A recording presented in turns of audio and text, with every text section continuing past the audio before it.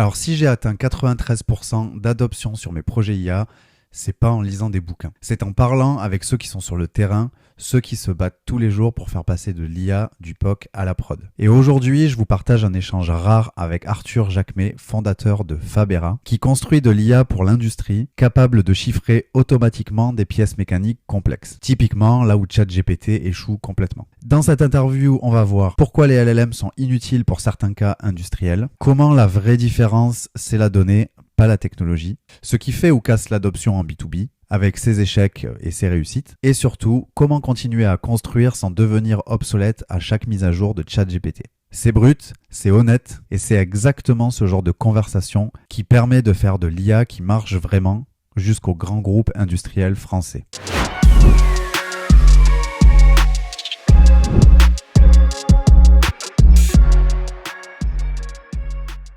Bon ben salut Arthur, merci d'être avec nous aujourd'hui. Est-ce que tu peux nous dire rapidement, Fabera, qu'est-ce que vous faites Avec plaisir, merci de ton invitation. Moi, je suis fondateur de Fabera. Fabera, on est un éditeur d'un moteur d'IA qui permet à des fabricants industriels de chiffrer instantanément leurs pièces basées sur leurs affaires antérieures. Donc, je te détaillerai ça, mais concrètement, on a différentes expertises. La première, c'est qu'on est expert sur le traitement d'un plan 3D et 2D et on a la capacité de mettre en place un modèle qu'on travaille de notre côté, un modèle d'IA qui permet justement d'apprendre de la donnée en historique pour faire des chiffrages fiables. Ok, super. Alors du coup, ça va être un peu flou, je pense, pour pas mal de monde. Déjà, on a ce point commun. Moi, j'adore travailler avec les ETI industriels pour plein de raisons. Par contre, c'est pas forcément facile d'y rentrer au début, ça on pourra en reparler. Mais pour ceux pour qui c'est pas familier, c'est quoi le quotidien d'un chiffreur dans ce genre de boîte? Combien ils sont? De quelle taille de boîte on parle? C'est quoi, tu vois, 100 Fabera? C'est quoi leur journée ou leur semaine type, quoi? Ouais, je vais parler des boîtes qui sont donc des fabricants industriels, sous-traitants spécialisés, donc c'est des personnes qui fabriquent des pièces ou des sous-ensembles pour des grands donneurs d'ordre. Donc, c'est des personnes qui vont fabriquer, par exemple, une partie d'un moteur, qui vont fabriquer les structures qui permettent à des boîtes dans l'aéronautique de soit maintenir des avions, soit de fabriquer un A380. Genre Liber pour Airbus, quoi, par exemple. Voilà, d'AR sur de la pièce spécifique. Donc c'est des personnes qui vont maîtriser des procédés, qui vont être sollicités par ces boîtes-là pour leur expertise sur du traitement du métal, du traitement du plastique, composite, etc.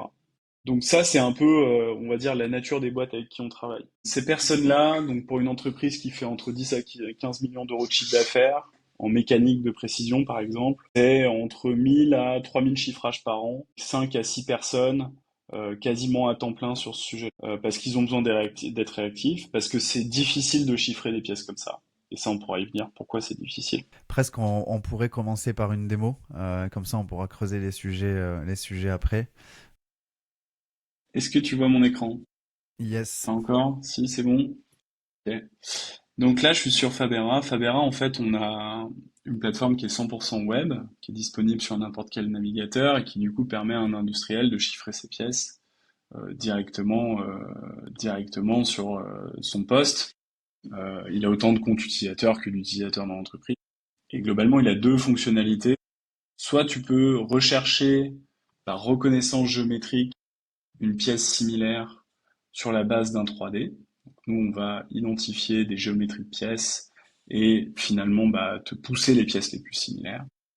Soit tu peux faire un chiffrage. Et donc quand tu fais un chiffrage, tu glisses déposes tes pièces ici. Donc là, je les sélectionne. Je sais pas si tu vois mon écran quand je les sélectionne. Là, j'en ai pris 5-6. L'outil va traiter les plans. Donc tu as un petit temps de chargement. Tu vois, là, les plans, tous étaient traités. Donc c'est du plan 3D. Par exemple, là, j'ai ma pièce. Ok. Comme ceci. Donc ça, Des attends, pièces plus ça ou moins complexes. c'est le fichier de base importé ou ça c'est déjà la représentation après traitement de Fabera? Ça, c'est après traitement.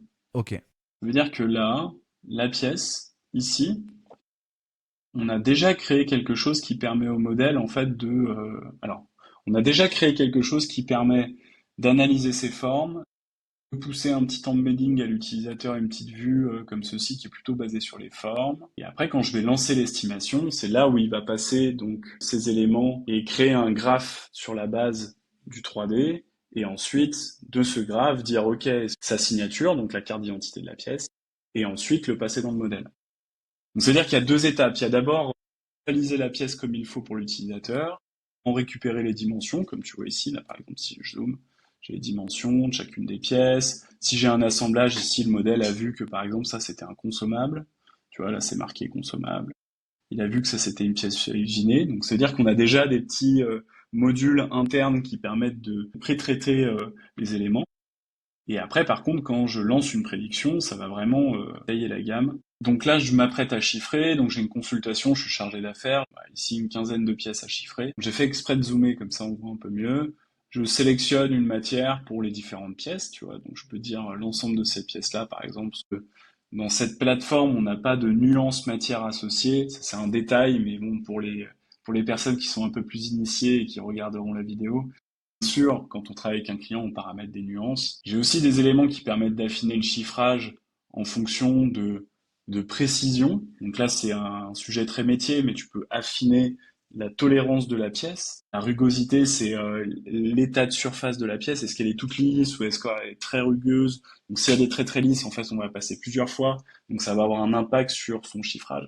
Ça refait un prix unitaire. T'as ta part matière qui est calculée, donc nous, vu qu'on récupère les dimensions de la pièce, etc., donc là, tu as le poids de la pièce instantanément parce qu'on travaille le 3D. Qu'est-ce que va te coûter ta pièce rien que la matière pour faire la pièce? Ah bah voilà, pour faire cette pièce, donc ça c'est un premier requis du modèle en termes de résultat, c'est de dire bah pour faire cette pièce, j'ai besoin de faire une étape de débit, une étape de fraisage, il y a un peu de contrôle parce que par analogie, en fonction de la forme et de la carte d'identité de la pièce, donc de l'embedding, j'ai vu qu'il y avait des pièces similaires qui avaient du contrôle, donc je l'ajoute, etc. Et derrière, j'ai les coûts achats qui sont finalement tous les achats associés à cette pièce-là, donner les temps associés aux étapes qui ont le plus d'impact pour la pièce. Le présage, le débit, etc. L'utilisateur peut modifier, tu vois. Donc ça veut dire que c'est un premier jet, mais l'utilisateur a toujours la main. Mais tu vois, ça c'est pareil, c'est vraiment du produit, du développement produit, de faire en sorte que l'utilisateur peut ajuster. Ça veut dire que l'IA n'est pas, ne le remplace pas, mais vient le faire accélérer. Donc nous, on a une techno cœur, un moteur qu'on fiabilise, qu'on travaille, et derrière ce moteur, on déploie, on a une branche qui va être spécifique pour un client, et on va adapter ce moteur à un client grâce à sa donnée fine-tune chaque modèle pour un client spécifique et tout est siloté. Ça veut dire que tu peux avoir deux boîtes qui font la même activité, elles n'auront pas le même modèle parce qu'elles n'ont pas la même donnée, elles n'ont pas les mêmes clients, pas le même parc machine, pas la même sensibilité au niveau du chiffrage. Parce que c'est ça un peu dans l'industrie, le chiffrage est quelque chose de très subjectif et c'est un problème, tu vois, pour une pièce donnée, une conception donnée, tu peux avoir des prix qui varient de 3 à 5 fois au sein d'une même entreprise. Le fait de parler le même langage de chiffrage basé sur une donnée en historique, ça a du sens pour, tu vois, intégrer ton savoir-faire au travers de ta donnée dans un outil qui soit utilisable par tes collaborateurs. Aussi faire en sorte que bah, quand tu chiffres une pièce, tu as une certaine cohérence dans la boîte, peu importe le chargé d'affaires qui va le faire. Un premier modèle qui va permettre non seulement d'afficher la pièce, d'en récupérer les dimensions, mais de dire, bah tiens, cette pièce-là, tu vois, qui est toute pliée, etc. Eh bien, elle a 7 plis à 89 degrés, 2 plis à 88, 3 plis à 45 degrés, 4 trous, 5 trous circulaires de diamètre 7, 4 trous complexes avec tel périmètre de découpe, un périmètre de découpe donné. En fait, on va récupérer tous ces éléments. En fait, des pièces comme ça à chiffrer, t'en reçois entre 30 à 100 par jour. Ok. Et donc en fait, le mec là, ce qu'il va faire, c'est qu'il va spalucher toutes les pièces, ça va lui prendre 2 heures par pièce pour pouvoir les chiffrer, en détailler une par matière de manière fiable, donc calculer lui-même le poids associé, le volume copeaux, l'enlèvement de matière, calculer lui-même les étapes pertinentes, les achats potentiels à faire pour chacune des pièces de la consultation. Ça, c'est le premier sujet. C'est-à-dire que bah, du coup, là, tu glisses des poses, tu mets une quantité de matière, hop, tu as tout qui est détaillé grâce à un modèle qui a appris de tes données antérieures et qui peut le faire à ta place. Et derrière, tu peux ajuster certains potards parce que tu as l'expertise. Donc ça, c'est le premier cas, je suis fabricant. Le deuxième cas, c'est je suis concepteur, c'est ce que tu as dit. Genre, je suis un donneur d'ordre type Thales, Safran, Oui, c'est eux etc. qui font les 3D, ok, et qui les envoient Voilà, après en c'est fabrication, ok. exactement. Là, ce qui est intéressant pour eux, donc tu as un bureau d'études de 15 personnes. La personne, quand elle conçoit cette pièce, en fait, elle sait pas combien ça coûte. Elle sait pas si là, elle remplace par un pli de 92, est-ce que ça va pas lui coûter moins cher ou est-ce que cette épaisseur, en fait, pour la fonction de cette pièce-là, si elle prend une épaisseur un peu moins importante, en fait, ça changera pas la fonction, mais par contre, le coût, bah, ça permet de le faire moins cher, etc. Ça s'appelle du design to cost. Et notre outil, il permet de faire ça. Parce que normalement, le BE, il va dire, le bureau d'études, il va envoyer les pièces qui ont été conçues aux achats, et ils vont demander aux achats en disant, ah, tu peux me dire combien ça coûte? Et du coup, tu as des allers-retours entre la conception et les fournisseurs pour savoir combien ça coûte. Ici, tu chantes les allers-retours. Le concepteur, il sait combien ça coûte directement grâce à un outil qui a appris de ce qu'il faisait en conception et appris de ses affaires antérieures. Ouais, en plus, t'as l'humain dans la boucle, c'est-à-dire que le chiffreur, comme ça l'aide, lui, il va repasser et recontrôler derrière. Donc, dans tous les cas, il va pas envoyer au client quelque chose qui est sur lequel potentiellement il y a des erreurs. Mais ça a l'air assez fou le nombre. Enfin, est-ce que tu sais aujourd'hui en moyenne, tu vois, pour un chiffreur qui faisait ça à la main, ce que ça représente en termes de gain de temps, mais aussi, je pensais en termes de cycle entre le moment où le donneur d'ordre envoie la pièce à chiffrer et le moment où il récupérait le chiffrage avant, ça devait prendre un certain temps. Là, ça doit aller aussi beaucoup plus vite. En termes de gain de temps, ça va dépendre des boîtes, mais globalement, tu vois, là, je discutais avec une entreprise qui fait des pièces composites. Le temps pour eux, sur une pièce, par exemple, un siège d'avion, en fait, c'est 2 jours de travail. Là, nous, c'est instantané. Sur du chiffrage pour une entreprise en mécanique de précision, on estime à peu près le gain à 40 à 50% du temps pour un chiffreur. Donc en fait, il va 2 fois plus vite. Du coup, tu es plus réactif. Et si tu es plus réactif en tant que fabricant, en fait, tu as plus de chances, en envoyant ton devis de manière réactive, eh bien d'avoir l'affaire, tout simplement. Et donc pour un concepteur, l'autre fonctionnalité qui est intéressante, c'est le fait de dire, bah, j'ai déjà vu cette pièce par le passé, est-ce que je l'ai pas déjà chiffrée? Et donc là, tu vois, j'ai glissé-déposé un plan 3D qui est là. Et là, dans ma base, à droite, on pousse les pièces les plus similaires par reconnaissance de géométrie de la pièce, de topologie de la pièce. Voilà. Donc là, ça permet de se dire, cette pièce-là, ah, elle me paraît vraiment intéressante pour ce que je suis en train de faire. Je l'avais chiffrée il y a 5 ans. Quelle en était la gamme? Comment j'avais chiffré ça? Et donc d'apprendre de ça et potentiellement de dupliquer la gamme pour la réutiliser dans mon chiffrage que je suis en train de faire actuellement. D'ailleurs, même beaucoup plus porté, on sent qu'il y a vraiment un intérêt fort chez, on va dire, les personnes qui sont plutôt assembleurs, concepteurs et qui vont structurer un réseau de fournisseurs, fabricants. Eux ont un bureau d'études qui est composé de 5, 10, 15 personnes qui ont donc dans ce bureau d'études des personnes qui vont gérer ce qu'on appelle la partie industrielle. Donc comment est-ce que j'industrialise la conception que j'ai faite, qui a été faite par le bureau d'études. Et eux, en fait, ce type d'outil est super intéressant pour eux parce qu'ils définissent ce qu'on appelle un shoot cost. Combien devrait coûter ce que je vais faire et quelle est la bonne manière de le fabriquer. Alors même qu'ils vont solliciter un réseau de fournisseurs, mais ils ont besoin de l'anticiper, ça. Tu vois. Oui, Donc ne c'est serait-ce un que déjà outil pour intéressant. challenger un peu les devis aussi. Alors après, tu as la possibilité effectivement de mettre du rationnel pour une direction d'achat, pour dire bah tiens, je peux challenger un peu parce qu'en fait j'ai un peu de compétences aussi sur comment je veux faire ma pièce de manière concrète et donc voilà d'apporter du rationnel derrière. Là, pour l'instant, il y a pas du tout de d'IA générative. Il n'y a pas de LLM là dans ce que tu as Ok. vu. Tu as du deep learning, modèle de graphe, tu as différentes choses hein, mais t'as pas de LLM. Ah oui, mais tu disais que les LM, vous l'utilisez en interne, pas nécessairement dans la plateforme. On les utilise pour faire du traitement de données, etc. Donc bien sûr, on les utilise en tant qu'outil en interne une autre entreprise. Alors bien sûr, avec la sécurité et confidentialité qui va, dans le sens où on ne peut pas faire n'importe quoi avec la donnée client.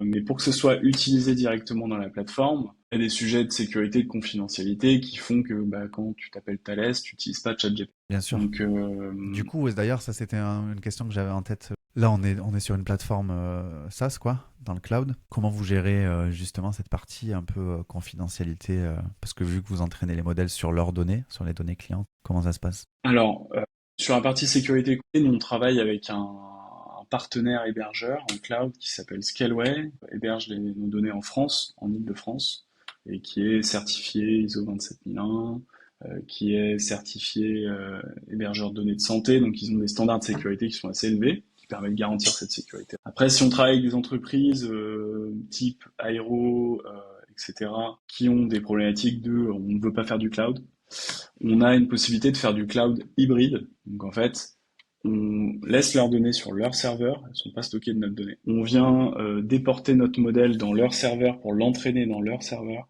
Et après, une fois qu'il a été entraîné, hop, on le met dans une interface que tu viens de voir, qui permet à un utilisateur de l'utiliser, de maintenir la plateforme de notre côté, et d'avoir le service associé un peu de manière agile, tel que tu l'as vu là sur l'interface. Dès qu'un utilisateur met un plan, contractuellement, on détruit le plan. Donc en fait, on en récupère ce fameux embedding qui ne permet pas de revenir au plan. Tu vois, c'est comme si, imagine un vecteur mathématique, on peut pas revenir du vecteur à un plan détaillé. Et donc, ça permet de chiffrer la donnée de manière native. Et après, tu as la dernière option qu'on fait avec vraiment des entreprises un peu plus grosses qui ont la capacité interne de faire du 100% local. Donc là, on a une offre on-premise pour cette partie. Tu me disais, il me semble que même des géants en fait du 3D font pas ce que vous faites. Comment ça a été possible pour vous d'arriver jusque-là? En fait, on a une compétence très particulière et on a la capacité d'utiliser des outils qui sont très innovants. Peut-être que tu vois, les géants du 3D, c'est pas les compétences qu'ils ont. Alors, tu me diras, ils peuvent les avoir facilement. En tout cas, nous, on a pris une longueur d'avance. Et le fait d'identifier un sujet dur, un point dur, et du coup quelque chose où en fait, oui, tu as une montagne pour le faire, c'est une manière aussi de créer une barrière à l'entrée. Il y a eu deux retours. Le premier, c'est le modèle est meilleur que moi en chiffrage sur du fraisage. Donc ça veut dire que tu as un mec, c'est son métier depuis 15 ans, et il dit qu'en fait, en comparant les chiffrages qu'il a pu faire, bah, le modèle est plus fin que lui. Donc là, tu dis, ok, on a quand même craqué quelque chose. Et le deuxième, c'est de savoir qu'un devis a été accepté, sorti de Fabera. Ça, pareil, tu te dis, bon, bah, ça veut dire que, tu vois, toute la chaîne a été faite. Donc, tu as un deviseur qui a quand même fait un devis et qui, derrière, bah, hop, a une commande client grâce à notre outil de manière réactive, efficace. Donc oui, c'est sûr, ça c'est les premiers retours qui sont super cool. Alors après, c'est pas tout rose, hein, bien sûr, tu t'en doutes bien. Mais ouais, il y a des petites wins comme ça qui sont super. Et je sais pas si tu connais donc Jeff Hubers, le mec de ChromaDB, qui font des gros travail sur le RAG, sur la gestion du contexte, sur la donnée et tout, et qui dit que pour Ouais. lui, en fait, la data, c'est bien supérieur aux algos, quoi. Quel rôle a joué la data initialement pour vous, comparé à, tu vois, l'intelligence logicielle que vous avez rajoutée? C'est intéressant. Moi, ce que j'ai tendance à dire, c'est que t'as beau avoir les meilleurs algorithmes de la Terre, si la donnée d'entrée, elle est pas bonne, le résultat, il sera pas bon, quoi. C'est garbage in, garbage out. Data, si tu devais faire une pyramide, en fait, c'est un peu le socle du truc. Et derrière, tu vas mettre en place des algorithmes qui peuvent être de plus en plus performants, mais qui le seront aussi parce que tu as de la data. Parce que tu crées de l'apprentissage, parce que tu comprends des choses grâce à la data. La clé, effectivement, c'est la donnée. Effectivement, c'est même si on a affaire à une population de fabricants industriels, d'acteurs industriels qui ont de la donnée, parce qu'en fait, ils gèrent un atelier de production, de fabrication, et donc ils ont des outils pour pouvoir piloter ces ateliers. Donc c'est assez structuré et quand même sujet à est-ce qu'on a la donnée nécessaire pour créer un modèle. Et ça, c'est du quotidien. Et donc nous, on a eu sur cette partie-là la stratégie de se dire comment est-ce qu'on peut créer, récupérer des données ou créer des partenariats qui nous permettent déjà de labelliser nos modèles et d'essayer de les travailler. C'est là aussi on a créé une barrière à l'entrée, c'est qu'on a eu la capacité de le faire très tôt. Et donc aujourd'hui, nos modèles sont entraînés sur un volume de données très important et qui fait qu'aussi au-delà de la partie algorithmie, on crée une barrière intéressante. Tu parles beaucoup de barrières à l'entrée. Comment tu vois ce marché qui est en train de se développer? Parce que j'imagine vous avez commencé un peu plus tôt. Faire de l'IA pour faire de l'IA, je suis pas sûr que ce soit la bonne manière de faire. En fait, ce qui est important, c'est revenir aux besoins. T'adresses un besoin utilisateur. Il y a différentes manières de le faire. Une des manières, un de tes tools aujourd'hui, c'est l'IA. Et ça peut être une bonne manière de faire les choses. Mais dire c'est l'IA, tu vois, ça peut être un modèle de traitement de l'image hyper fiable, ça peut être ce qu'on fait sur du 3D avec des graphes. Après, tu as ceux qui vont utiliser les outils LLM pour créer un service autour, ça peut être pertinent, mais il faut que ce que tu proposes, encore une fois, tacle un sujet. Et après, être résilient. Être très proche de ses clients et être résilient. Ben, justement, sur la partie proche des clients, ça me fait la parfaite transition. Il y a un des sujets qui est super important, et particulièrement quand on parle, tu vois, de solutions tech en B2B. Là, en plus, on est sur des boîtes industrielles. C'est la partie adoption, qui, à mon sens, pour moi, est la vraie bataille, en fait, aujourd'hui. D'ailleurs, c'est un peu ma mission personnelle depuis 2018. Comment passer de 15% de projets adoptés, donc de 85% d'échecs, à 5% d'échecs. Tu vois, genre, est-ce que vous avez craqué cette partie un peu adoption? C'est quoi les choses qui marchent, les choses qui marchent pas? C'est quoi ton retour? Je pense on l'a pas encore craqué, on est en train de la craquer. C'est un sujet super dur l'adoption, d'autant plus que nous, on est sur une population exigeante, sur un sujet dur qui est stratégique pour les industriels. Si tu fais un mauvais chiffrage, tu fais pas de marge brute. Et en fait, je pense que c'est comparable. On a cette partie-là de dire, plus t'es sur un sujet sensible ou stratégique, plus l'adoption est compliquée. T'as aussi le sujet de la technologie et du passage à quelque chose qui change. Tu vois, quand les ingénieurs ils sont passés de la table à dessin pour faire un plan 2D au plan 3D, c'était pas évident. Works, etc. Ils sont arrivés à faire un tour de force qui est juste incroyable. J'en perds mon écouteur, tu vois. C'est pour te dire. C'était quoi le tour de force de SolidWorks?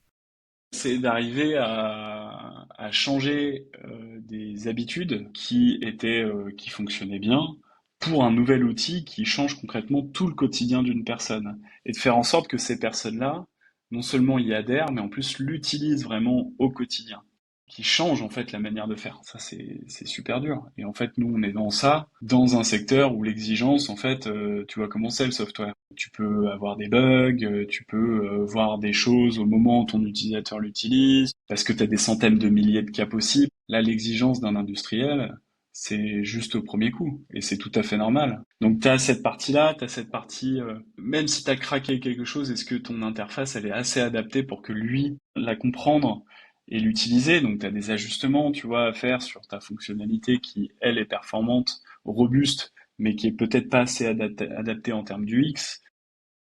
Ouais, j'aimerais bien qu'on creuse un peu cette partie qui est tellement critique en fait aujourd'hui. Est-ce que tu penses que les changements comme ça ont besoin d'être graduels? Est-ce que si un chiffreur aujourd'hui, demain, il arrive dans Fabera, il clique, il y a tout qui est fait, il le fait 10 fois et en fait c'est juste à tous les coups, il a rien à rajouter, rien à modifier. Comment ça se passe pour eux? Alors là, ça pose la question au-delà du ROI, enfin au-delà du retour sur investissement.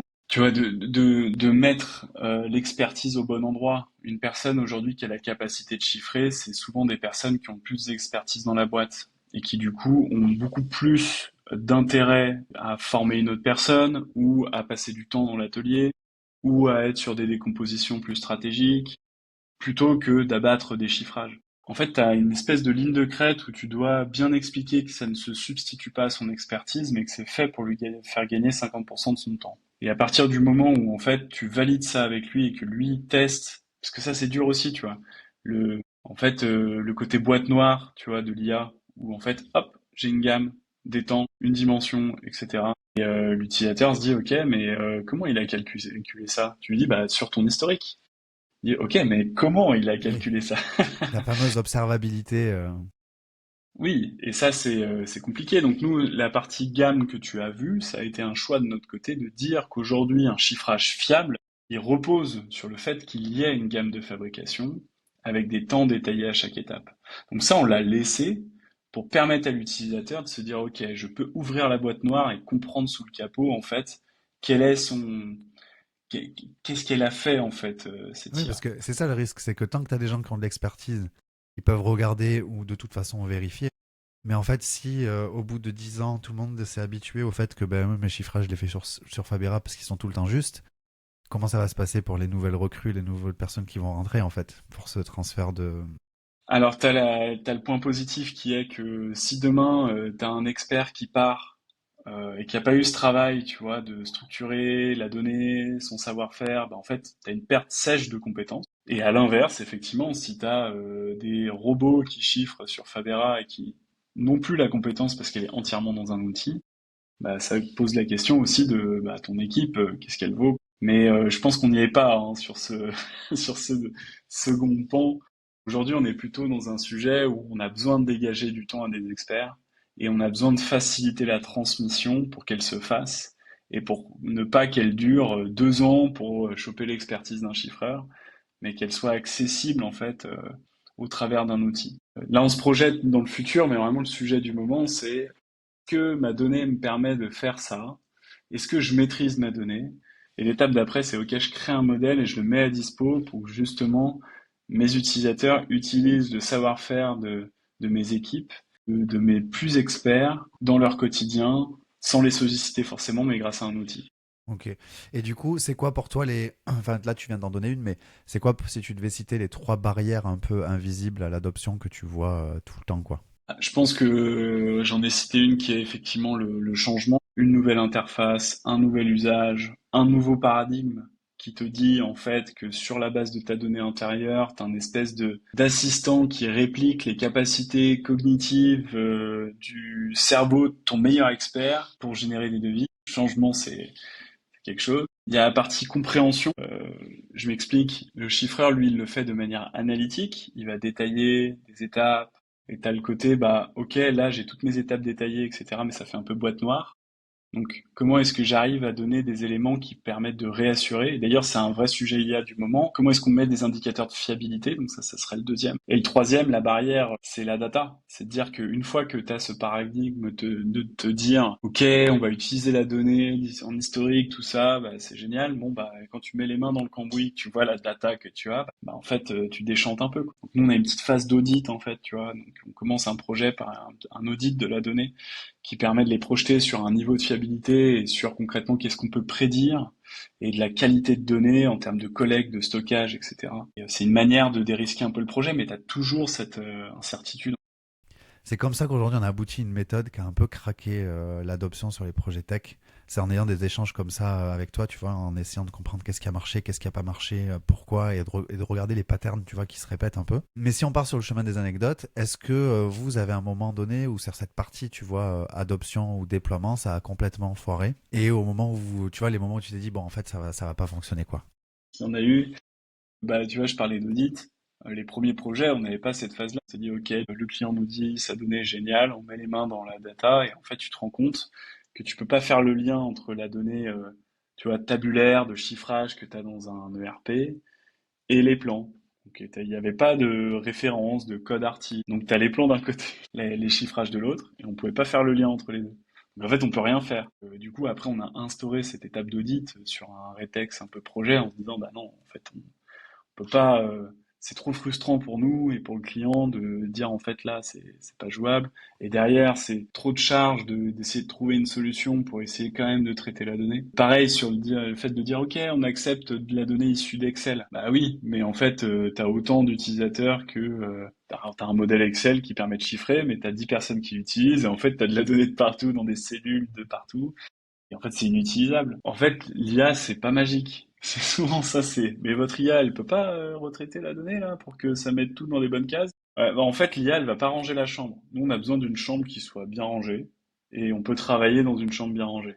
Mais ranger la chambre, c'est pas entre guillemets à nous de le faire. Et ça, souvent, en fait, l'IA, elle a bon dos quoi. On lui met tout dessus en disant qu'elle peut tout faire et qu'en fait, maintenant, on sait tout faire grâce à l'IA.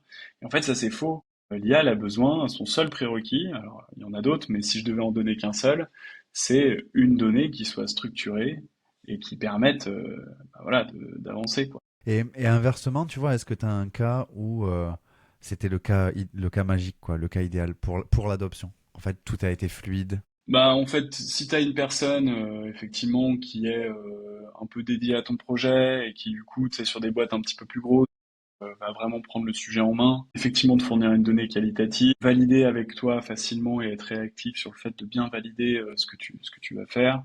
Et en fait, tu traites la donnée et hop, là, tu sors un modèle qui, tu vois, tu testes le modèle et tu te rends compte que le modèle, il est juste hyper pertinent. Oui, ça on a eu des cas comme ça et heureusement. Je reparle de la donnée, mais c'est vraiment le point clé, c'est la qualité et la volumétrie de la donnée.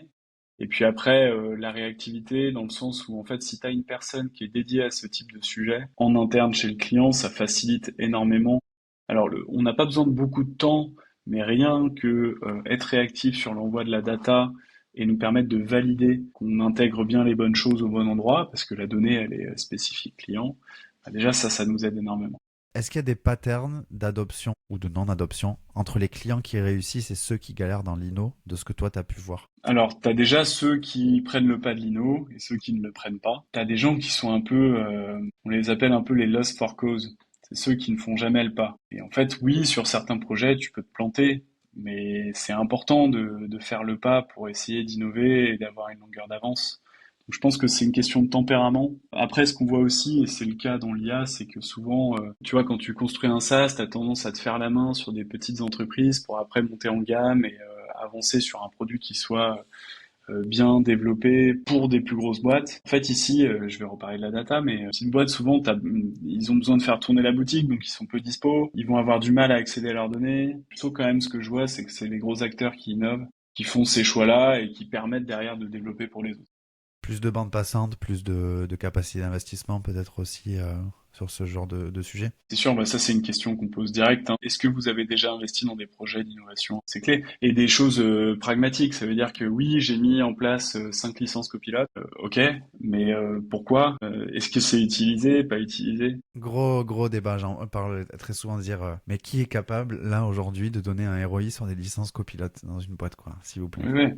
Tu vois, c'est Et en fait, déjà, t'en as plein qui se disent que c'est une vraie avancée, mais c'est une vraie avancée. Et si t'as pas derrière un cas d'usage précis, c'est comme tout. C'est un peu ce que je disais sur si tu tacles pas un problème, peu importe ce que tu utilises comme outil, ça peut pas marcher. dernière petite question sur la partie adoption. Comment tu structures un peu cette phase test, cette phase pilote avant de passer en prod? Alors, nous, ce qu'on fait, c'est qu'on a cette phase effectivement d'audit qui lance le projet. Soit la donnée est extraite et nous, on a des serveurs sécurisés qui permettent de la recevoir sans transiter par des mails, etc. et de la chiffrer directement. Soit on a accès à distance à la donnée via des connexions SSH, etc. Ensuite, on fait la partie audit. Donc là, le but, c'est de faire un audit data qui vise à comprendre comment la donnée est structurée, sa qualité, sa volumétrie, ce qu'on peut utiliser, ce qu'on peut prédire ou pas.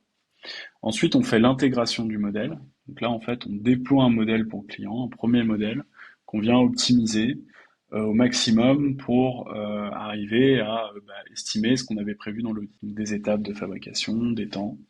Après, on donne à l'utilisateur, donc on déploie ce modèle sur l'interface. Mais là qui est entraîné sur la totalité des données ou tu scopes, tu fais un périmètre plus petit pour montrer que ça marche déjà avant d'entraîner la... Sur la totalité des données que le client nous donne. Oui, vous, ça vous Et en change fait, rien on de toute lui... façon. Oui, ça t'as un peu plus de travail parce que peut-être que tu as plus d'étapes, mais le but c'est directement aller vers ce qu'on peut faire de max quoi, avec la data qu'on a. Et du coup, on lui donne un espèce de manuel, ton modèle, voilà comment il est, les points forts, les points faibles. Parce que peut-être qu'il n'a pas assez de data sur de la soudure, je dis n'importe quoi, et du coup, on n'est pas très bon sur ça. Mais après, le modèle, il est auto-apprenant. Auto-apprenant, je m'entends. On fait un réentraînement du modèle à des fréquences données, parce que bien sûr, tu peux pas le faire auto-apprenant. Donc ça, c'est la phase un peu déploiement jusqu'à la partie mise en prod. Et après, tu as une phase de test. L'utilisateur, souvent, il fait ses chiffrages d'un côté, il valide de l'autre. Tu as une phase qui peut être de 3 semaines, un mois. Et après, hop, il bascule sur Fabera. Et une question qui revient super souvent, c'est comment construire quelque chose sans devenir obsolète en fait, avec tu vois les évolutions de la techno. Donc comment toi tu vois l'évolution du marché de l'IA? Est-ce que l'IA générative va finir par manger tous les cas d'usage? Je pense que l'IA générative restera longtemps un outil performant dans tous les domaines, mais pas expert. Construire quelque chose sans devenir obsolète, c'est construire quelque chose qui tacle un sujet spécifique et sur lequel tu crées vraiment une expertise. C'est aussi de pouvoir tacler un cas d'usage avec des modèles qui soient adaptés. En fait, là, on parle plutôt d'architecture. On parle de data, mais on parle aussi d'architecture de modèles adaptés pour un sujet en particulier. Et tu as plein de sujets sur lesquels tu peux vraiment faire quelque chose de performant et qui tacle un vrai sujet sans forcément utiliser ChatGPT. Voilà, moi je pense que il faut aller chercher ces niches-là et construire sa compétence autour pour construire une barrière à l'entrée. En fait, aujourd'hui, je pense qu'il n'y a plus vraiment de problèmes techniques. Alors il y en a. Ce que je veux dire, c'est que si tu construis pas une barrière à l'entrée, c'est sûr que tu vas devenir obsolète. Et donc, pour la construire, il faut aller chercher des niches. Non, mais tu vois, tu as quand même des SaaS aujourd'hui qui se montent sur, tu vois, un outil de compta. Ouais, Et ben en fait, avant, c'était intéressant parce que tu buildais une expertise, tu vois, tout le monde pouvait la refaire. Lui, ça fait pas rêver les fonds. Ce qui s'intéresse sur la levée, c'est des gros marchés avec des niches et des barrières à l'entrée. Donc si tu utilises ChatGPT, je pense que c'est compliqué. Après, ça t'empêche pas d'avoir un business qui soit sain et tu vois, d'apporter une vraie expertise, mais tu es plus sur une couche service où tu développes une compétence, tu vois, sur des cas d'usage que tu maîtrises. Après, lever pour lever, ça n'a pas d'intérêt, c'est pas une fin en soi, mais c'est de plus en plus dur. ouais. C'est là où je trouve qu'il y a quand même un vrai regain sur le modèle agence. Tu vois, un modèle agence qui avait toujours une connotation un peu péjorative, quoi. Grosso modo, bon, ok, on te vend des trucs préfabriqués, hors de prix. Mais c'est vrai que en fait, là, tu te dis, c'est un modèle à cash flow, c'est pas un modèle à capital. Par contre, ce qui est cool, c'est que ben, tout ce qui rend obsolète tout un tas de SaaS, bah, toi, c'est juste quelque chose que tu peux upgrader et intégrer pour tes clients. En fait, et tu peux suivre et participer à l'évolution de la techno en améliorant en fait les produits que tu mets en place sur un modèle qui est peut-être un peu moins exposé aussi quand tu fais pas de la techno fondamentale. Ouais, complètement. Et tu peux vraiment créer des équipes dédiées où en fait dans ton équipe pour le client, tu as un mec qui est super fort sur de l'intégration no code et un mec super fort sur l'usage de plein d'outils Mistral ou Hugging Face de manière super performante. Ça, c'est carrément. Tu crées une espèce de SWAT team de personnes euh, qui euh, qui fonctionnent très bien et qui vont tacler des projets tous différents pour des clients. Je pense, tu vois, encore une fois, il faut avoir cette attention à, ok, quand tu signes un client, tu vas tacler quoi chez lui? Du coup, parce que si tu as cette attention-là, bah, en fait, tu vas vraiment lui apporter une valeur de fou. Et donc, lui, il va se dire, bah voilà, eux, ils sont vraiment super forts. Et là, tu sors du lot, du marasme un peu des agences qui veulent faire tout comme un free, tu vois. Tu lui dis, bah tiens, fais-moi une app qui fait ça. Bah, le free, il va te la faire, mais il va jamais se poser, enfin, il peut ne pas se poser la question de, ah, attends, pourquoi tu fais une app? Pourquoi tu fais pas un site web, par exemple? Parce qu'en fait, ça te coûtera moins cher. Et par rapport à ton besoin business, c'est quand même plus adapté. Tu vois, ce côté vraiment, Conseil, ouais. je Côté t'apporte de la partenaire, valeur. ouais. Est-ce que tu as un dernier conseil, un mot pour la fin sur ceux qui se sont lancés dans l'IA ou qui sont, tu vois, avec un produit dans une phase un peu, tu vois The Deep, quoi. Genre la phase où, tiens, là, t'es dans le dur. Tu vois, est-ce que tu as... Tiens le coup. Ah bah ouais, mais en fait, c'est ça, hein, la clé, c'est d'être résilient. C'est de tenir la barre et de se dire, ok, il faut faire le dos rond et croire au truc et aller le chercher jusqu'au bout. Ceux qui restent, c'est ceux qui sont résilients. ceux qui n'ont pas abandonné, quoi. Ouais, voilà, faut bosser. Enfin, franchement, il n'y a pas de secret. Et je pense que c'est vraiment important de remettre ça, c'est que les personnes qui sortent un peu du lot, c'est des personnes qui s'en donnent les moyens, et s'en donner les moyens, c'est, bah voilà, faut y croire, il faut bosser, et en fait, au bout d'un moment, tu y arrives. La résilience, j'y crois beaucoup. Si quelqu'un veut implémenter l'IA dans sa boîte, tu vois, comme le font tes clients avec Fabera, c'est quoi un peu, toi, tes trois conseils? Surtout si c'est le début. Je pense qu'il faut avoir un cas d'usage clair, défini, savoir si tu maîtrises ta data ou pas, avoir un pré-check, un diagnostic interne avant de se lancer avec un prestat qui dit ok, bah, je vois à peu près ce que j'ai. Et le troisième, ça serait y aller par étapes. Tu peux pas tout faire d'un coup, tu te fais une roadmap un peu claire et tu commences par quelque chose qui permet de montrer la valeur à tes collaborateurs. En 5 ans, Fabera, ça ressemble à quoi? On est le leader du quoting en Europe. Un outil qui permet de faire ce qu'on appelle du tender to quote, gérer des appels d'offres. Bah écoute, merci beaucoup Arthur d'avoir participé à cette interview. Je te remercie Merci à de toi. ta présence et puis écoute, à la prochaine, hein. Ouais, merci Jonas, à bientôt. Salut.